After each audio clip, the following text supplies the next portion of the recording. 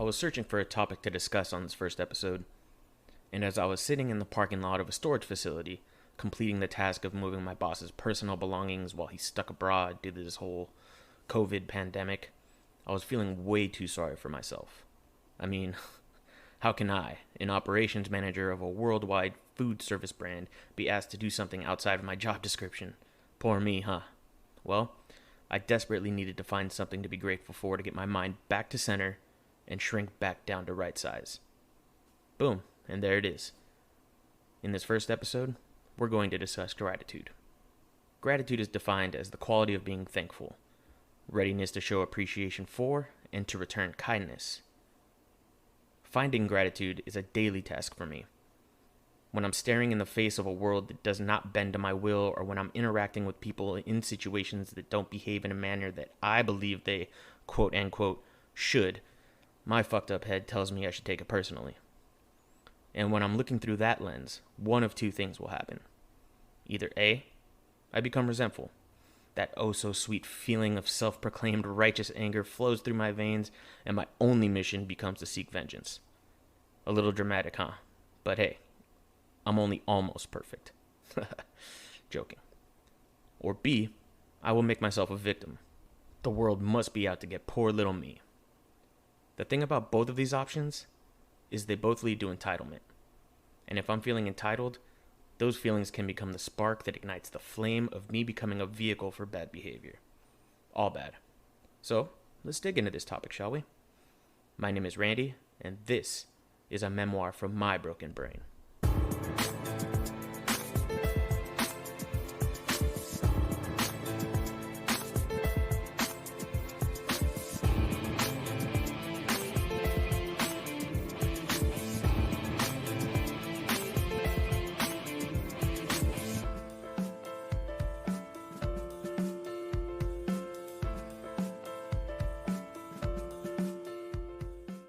Gratitude was, and occasionally still is, a difficult mindset for me to apply to certain situations.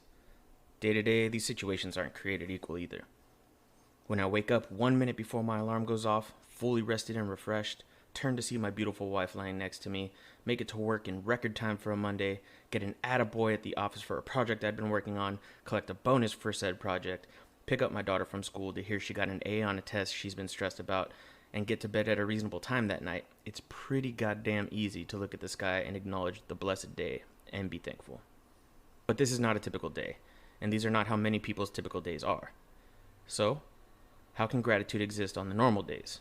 Or even more curiously, where can it be found on the days where it seems as if you're the butt of a cosmic joke that just won't get to the punchline? On days that you're praying for sleep to be the reset button, clinging on to the hope that reprieve will come with the sunrise of a new day. How do I, sitting with constant physical pain, emotional fatigue, and spiritual disconnect, put a smile on my face and be thankful still? Very imperfectly, but with just the right amount of willingness, quite frequently. That being said, for the sake of argument, we absolutely can view two different realities while being planted in the same place and point in this crazy timeline of our existence. Things can be shitty and hopeful. I can be in pain and grateful. There are two sides to every coin, but I get to choose which side I want face up when I lay it down. Inevitably, life is going to throw something at us that we ultimately cannot control. We're going to get knocked down by forces outside of us unexpectedly. I can't be held responsible for those things. However, I'm 100% responsible for my reaction to and subsequent behavior related to those things. I have a couple of choices usually when things like this arise. I can focus on the wrongs done to me, or I can focus on the rights in my life. Both have very different outcomes, and only one uses gratitude. Here's a real-world example on a small scale. You're driving home from work after a long day. It was busy, and you didn't get to take your lunch break, and you feel that grumbly in your tumbly. You check your wallet, and you have a few extra bucks you forgot about, and just so happen to be passing by that burger spot you've been thinking about trying lately. So you pull in, order a double cheese with no pickles or tomatoes, because that shit's nasty. You drive away, taking a couple sips of that cookies and cream shake because it's oh so tasty, but you're careful not to spoil the meal to come. This is a good thing because the aroma emanating from the bag in the passenger seat is starting to give those salivary glands that tingle that sets this hunger right into overdrive. You pull into the driveway, hop out, plop at the coffee table just as your favorite team's game is about to start. You unwrap, grip with both hands, and sink your teeth into that tasty burger. Some Pulp Fiction there. If you haven't seen it, go do yourself a favor and watch it. But then you bite down into that fucking pickle. Okay, now pause. There are two outcomes to this story, and I've lived them both. They both have a resolution, but only one of them ends with me happy. Let's take a look at these one at a time. Outcome number 1. I slam the burger down and spit out the mouthful of pickle-infested nonsense that has literally just ruined my life. I begin to scream every expletive my brain can muster up, and even some I didn't even know existed. I grab the burger, jump in my car, and race over to the restaurant. I jump out and begin to demand the presence of a manager to complain how this mistake has ruined my day. I make myself look like a fool, get my remade burger, and get home to eat it. I'm still pissed off as I take aggressive bites, cursing the restaurant's name as I miss the first quarter of the game. This is all their fault. Well, this matter is resolved. I got my burger, I ate my food, but I was so focused on how wrong this issue was that I did not enjoy it, and it did ultimately ruin my night. Outcome number 2. I spit out the bite of the burger, and I get upset. I notice that I'm upset, but this time I stop, breathe, and I think about it. What am I upset about? A pickle? Biting into the pickle when I don't like them? A mistake that was made? Did I take this personally? Then I force myself to take a mental inventory of the event, but with a different lens. Instead of focusing on the wrong, I point out other things. I left work after a busy day. Oh shit, I have a job? Not everyone does. I'm grateful for that. I found a couple extra bucks in my wallet. Extra bucks? There are some people who don't have enough bucks, or any bucks for that matter, and I have extra? Totally grateful for that too. I pull into the burger spot. Wait, did I walk there? No? I have a car? Fucking A, I have a car. Yeah, I'm super grateful for that. I pulled into the driveway of the place I live? Interesting. I put on the game. On what? A TV? I think you see where I'm going with this. Now, at this point of the replay of events, I'm no longer riddled with rage, and that leaves room for me to reflect on accountability. Where did I contribute to this?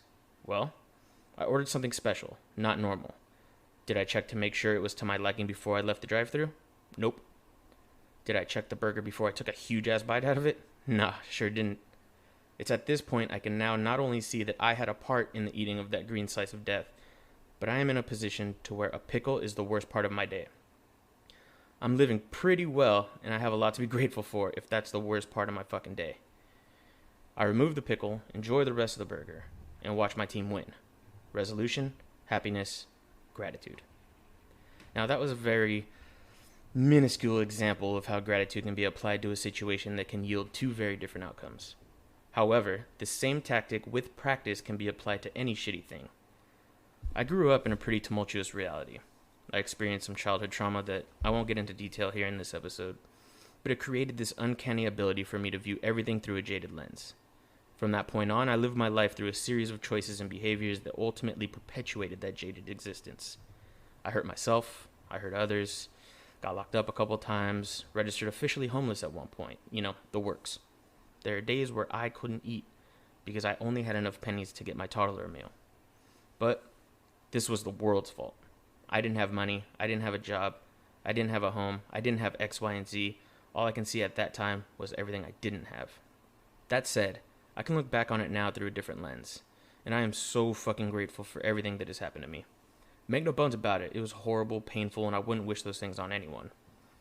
However, it was that exact series of events that ultimately helped direct me to a way of living in which I can look at life through this new lens. Life was hard, but we were healthy. We were loved. We survived. I now live a life where I get to go home to my own residence in a car I own, paid for by a job I busted my ass to get. Because when you truly have nothing, you begin to appreciate the air that goes into your lungs. No matter how bad things can get, and trust me, they can get pretty bad. If you look at them correctly, gratitude can shine the light on things that matter. When you live with that shimmer of gratitude, now you are in a position to move forward without the weight of negativity. Because that, ladies and gentlemen, is the true anchor weighing you down. My life becomes a lot happier when I appreciate the treasure I have, instead of becoming consumed with the treasure I don't. Even when that treasure is pain, it belongs to you, and you have the choice on how you spend it. And today, I value my experience as it has fueled my strength and hope, and allowed me to be the purest form of the word present for my family. This idea of searching for things to be grateful for in the midst of troublesome times is not new, and of course I didn't come up with it myself. Unless you like it, then I for sure pulled this idea out of the cosmos using my superior intellect. If you can detect my sarcasm, I appreciate you. Oh look, gratitude. Anyways, I do my damnedest to make it a point to create a short gratitude list when I'm feeling sorry for myself, or resentful because I'm not getting my way, or even just as a reminder to myself that I truly am blessed. This practice is simple, but far from easy. But it is a simple enough tool that my wife and I have even been able to share it with our 11-year-old daughter. Not so fun fact. The COVID closures here in California began about a week before my daughter's birthday. We had plans to take her and a close friend to an amusement park for the day and to top it off with a sleepover that night. Then the amusement park started closing. Alright, plan B. We're going to still have her friend over for a girls' day out and then the sleepover. Well, then the out part of the girls' day out was off the table as more shit shut down. Plan C. Have her friend come over for a girls' day in and then a sleepover. Well, the world is starting to shut down at this point, so the friend's parents are no longer comfortable with the idea. Plan D. This one has to work, right? We have family over for the sleepover. My daughter's closest cousin, actually. All seemed like it was on track, and then with the kind of poetic cosmic timing that you almost have to admire, my wife was notified that a client they had contact with was undergoing COVID testing due to an illness. Side note, everyone ended up being healthy and all is well. Insert another comment about gratitude here. So, for the fourth fucking time in a week, my daughter had spent the emotional energy to get excited about, and then really sad about, the unfortunate demise of her birthday plan. She was devastated. And if we weren't her parents, I'm sure she would have expressed her true feelings in the form of those expletives that I mentioned earlier. But instead, we showed her how to exercise the gratitude muscle in the face of this adversity. We asked her to express as best she could what exactly she was upset about. Obviously, she was mad at the closures, mad at COVID, mad at the world. We then asked what out of those things she was angry about was in her control. Of course, she answered none of them. Now, with precise wizardry, we asked her to name 3 things she was grateful for right now, in this moment, with tears in her eyes and sweat in her palms from clenched fists. She paused, almost stunned, and then said, Honey, who's our adorable bunny, our home, and us, her parents, which, of course, always feels good to hear. But we then asked her how she feels when she thinks about those things. She, of course, answered happy. Well, there you go. With that, she's choosing to be happy when the cards are stacked against her. Of course, she was still upset about the failed birthday plans, and rightfully so, but she was presented with the opportunity to accept what was out of her control, and either choose to continue feeling bad, or to focus on the things that make her happy. Watching this unfold was actually quite beautiful. I mean, for an 11-year-old girl to be able to find some gratitude right after her birthday plans were set ablaze is something special. I mean, I'm a 33-year-old man with some years of self-improvement under my belt, and I still piss and moan about doing things that stray slightly away from what I'm used to doing, like I mentioned in the intro. And I was even getting paid to do that shit, and I was still bitching about it. So, if the world is getting you down, or you're sick and tired of being at home during this quarantine, or even if the sound of my voice just makes you want to put your fist through a fucking wall, stop. Take a breath. And name a couple things you're grateful for. Go ahead. I'll wait.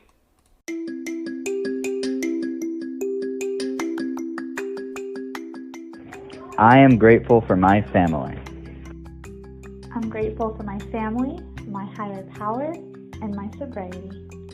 I am grateful for so many things. I could state the obvious and say my family, our health, the roofs over our head, the food in our mouths.